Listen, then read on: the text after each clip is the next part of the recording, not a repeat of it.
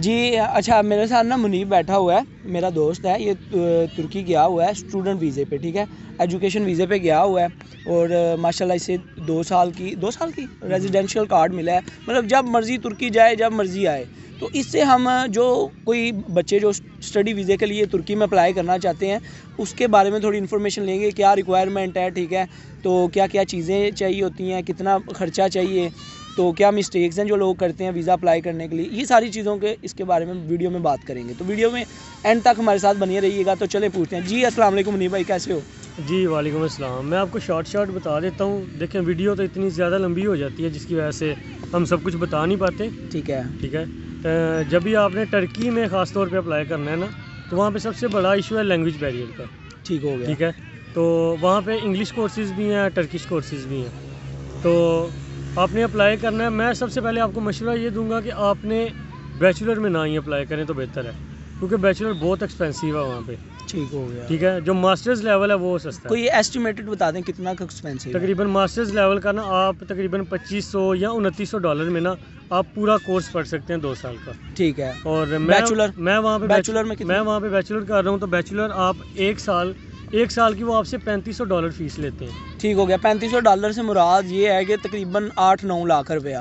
और अगर आप ये करते हैं मास्टर में करते हैं तो मास्टर पूरे कोर्स का आपसे 2500 या 2900 डॉलर फीस लेते हैं। हाँ वो सस्ता है। ठीक हो गया। ठीक है। अच्छा रिक्वायरमेंट बता दें इसकी। रिक्वायरमेंट ये है कि जब भी आप अप्लाई करें ना, तो आप अपने बिहाफ पे ना ही करें तो बेहतर है कि हमारा कंपनी अकाउंट है, एनटीएन है, टैक्स रिटर्न है, अपने बिहाफ पे ना करें। ठीक है। फादर के रेफरेंस कि मेरा एक्सपेंस जो है वो फादर बियर करेगा। फादर बियर करेगा, फादर उठा रहा है। एक चीज़ तो क्लियर होगी। अगर दूसरी चीज़ जॉब कर रहे हैं तो उनकी वो जो सैलरी स्लिप्स वगैरह हैं उनका एनटीएन टैक्स रिटर्न है। ठीक है, ओके हो गया। तो वो हर चीज़ साथ। अच्छा, अगर आप पाकिस्तान में है तो सबसे पहले हमें उधर की फ़ीस जमा करवानी पड़ेगी एडवांस में? सबसे पहले हम किसी भी एजेंट के पास जाने की ज़रूरत नहीं है। टर्की की यूनिवर्सिटी सर्च करें। ठीक है। जिनके मार्क्स अच्छे हैं वो पब्लिक यूनिवर्सिटी सर्च कर लें, जिनके नहीं अच्छे वो प्राइवेट यूनिवर्सिटी सर्च कर लें। ठीक हो गया। ठीक है, वहाँ से यूनिवर्सिटी की वेबसाइट पे जाएं, किसी एजेंट के पास ना जाएं। ठीक है, वो आपको ये कहेगा आप हमें इतने दे दें, हम उसके बाद आपको इतनी देर बाद आपका लेटर आ जाएगा। वहाँ की वेबसाइट पर जाके यूनिवर्सिटी को आप मेल करें और यकीन करें कि तकरीबन आपको जैसे यूनिवर्सिटी जो है ना देखिए वो मेल आपको फॉरवर्ड कर देती है 1 दिन के अंदर। उस पर सारे कोर्सेज़ की लिस्ट आ जाती है उनकी मेन वेबसाइट पे। तो वहाँ से जाके आप अपना कोर्स सेलेक्ट करें। मतलब कोर्स सेलेक्ट कर लिया, फिर आगे हमें फ़ी एडवांस में इधर से पे करनी पड़ेगी? वो आपको जो है ना ऑफर लेटर भेजेंगे। ठीक है। उसके ऊपर फ़ी मेंशन होगी। आपने डॉलर ईस्ट पे जाना है। ठीक है, मतलब एक्सचेंज पे जाना है, वेस्टर्न यूनियन कोई भी। हाँ, डॉलर ईस्ट पे आप चले जाएँ। वहाँ से जाके आपने उनकी रिक्वायरमेंट होती है हाफ फी आपने पहले सबमिट करवानी है, तकरीबन $1000। ठीक हो गया। $1000 आपने पहले सबमिट। और वो रिफंडेबल होती है अगर वीज़ा ना लगे एजुकेशनल, तो वो रिफंडेबल वापस मिल जाएगी? कुछ यूनिवर्सिटीज़ हैं जैसे निशांताश यूनिवर्सिटी है इस्तांबुल में, वो फ़ी रिफंड नहीं करती बिल्कुल भी। ठीक हो गया। ठीक है, उनसे आप बचिएगा। ठीक है, डिपेंड करता है कि जब हम अप्लाई करेंगे उनकी पॉलिसीज़ को हमने रीड कर लें। ठीक हो गया। ओके हो गया। और उसके बाद आप जब अप्लाई कर लेंगे आपको फाइनल एक्सेप्टेंस लेटर आएगा। ठीक है। 1 हफ्ते या 2 हफ्ते के बाद आपको आ जाता है जब आप फ़ी सबमिट करवा देते हैं। ठीक है। उसके बाद आप वो फाइनल एक्सेप्टेंस लेटर साथ लगाएं, जो आपने फ़ी सबमिट कर उसका प्रूफ साथ लगाएं। अपनी डिग्रीज जो आपने टेस्ट करवाई हुई हैं अपने मिनिस्ट्री ऑफ फॉरेन अफेयर से, ठीक है, IBCC से, वो आप साथ अटैच करें। ठीक है। और FRC है, ठीक है, वो लगाएं। नादरा से मिलता है 1000 रुपये का FRC, फैमिली रजिस्ट्रेशन सर्टिफिकेट। और सबसे आपको मेन बात ये बता दूं कि फादर के नेम कोई भी प्रॉपर्टी है, ठीक है, उसकी आप प्रॉपर्टी वैल्यूएशन करवा लें।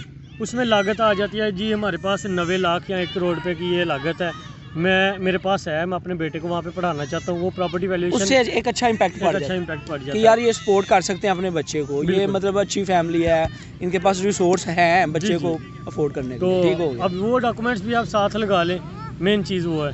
ठीक है, कुछ और भी लिस्ट है, आप हमें कमेंट कर लें, मैं एक लिस्ट आपके साथ शेयर कर दूंगा। ठीक है, जो वहाँ पे जाना चाहें तो वो आपको एक लिस्ट दे देंगे। ये ना आपको मेजर चीज़ें बता दी हैं। सबसे पहले कि आपके पास डिग्री होनी चाहिए। ठीक है, ये तो डिग्री होगी तो आप अप्लाई करेंगे। दूसरी चीज़ आपकी फ़ी जमा करवानी है आपने।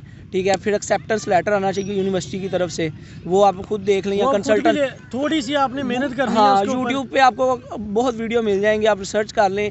नहीं तो अगर नहीं कर सकते तो आप किसी कंसल्टेंट के पास चले जाएं, वो आपको यूनिवर्सिटी। और आपने वो केस अपने सारी फाइल रेडी करनी है। हाँ, और उसके बाद आपने एफिडेविट ऑफ सपोर्ट फादर की तरफ से लगाना है। वो एक आपने वो फॉर्म ले लेना है, क्या उसका नाम है यार, affidavit stamp paper stamp paper पे, ठीक है। स्टाम्प पेपर पे आपने प्रिंट करवा लेना, फादर के साइन उस पे करवा क्या लेना। लिखना है?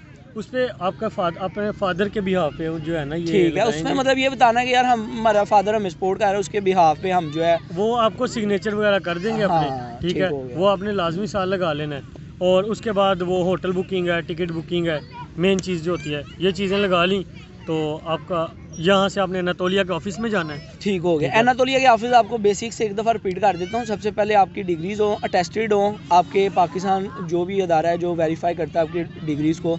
उसके बाद आपने एफिडेविट फॉर्म फादर का लगवाना है, एफआरसी लगानी है। उसके बाद आपने एक्सेप्टेंस लेटर लगाना है, जो आपने फ़ी पे किया उसका रिकॉर्ड लगाना है। अपना पासपोर्ट लेके जाना है, CNIC लेके जाना है, ठीक है।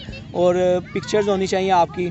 तो बैंक स्टेटमेंट फादर की लगेगी, बैंक स्टेटमेंट फादर बैंक की स्टेटमेंट लगेगी। फादर की लगेगी। ये सात तकरीबन बैंक स्टेटमेंट आप कहाँ बैंक स्टेटमेंट का भी आपको बता दूं, तकरीबन आपके पास 12 से 15 लाख के राउंड अबाउट जो है ना बैंक स्टेटमेंट होनी चाहिए। ठीक है, मतलब क्लोजिंग बैलेंस और एंडिंग बैलेंस 12-13 लाख का तकरीबन हो। 15 लाख तक हो क्लोजिंग जाए बैलेंस से मुराद ये है कि फॉर एग्जांपल आपने 19 और तारीख आपने जी, जो जी। बैलेंस आपने रखवा देना है ना, किसी के भी कहने पे वो बैलेंस आपने नहीं जो है ना निकलवाना जब withdraw तक नहीं आपका करना। वीज़ा ना लगे, ठीक है। बिल्कुल। जब तक वीज़ा ना लगे तब तक आपको विड्रा नहीं करना। तो ये बेसिक सी चीज़ें थी, आपको बता दी हैं। ये चीज़ें आप पूरी करके अप्लाई करें, इंशाल्लाह आपका वीज़ा लग जाएगा। इंशाल्लाह। तो कोई बड़ी बात नहीं है, ठीक है। ओके जी, अल्लाह हाफिज़। अल्लाह हाफिज़।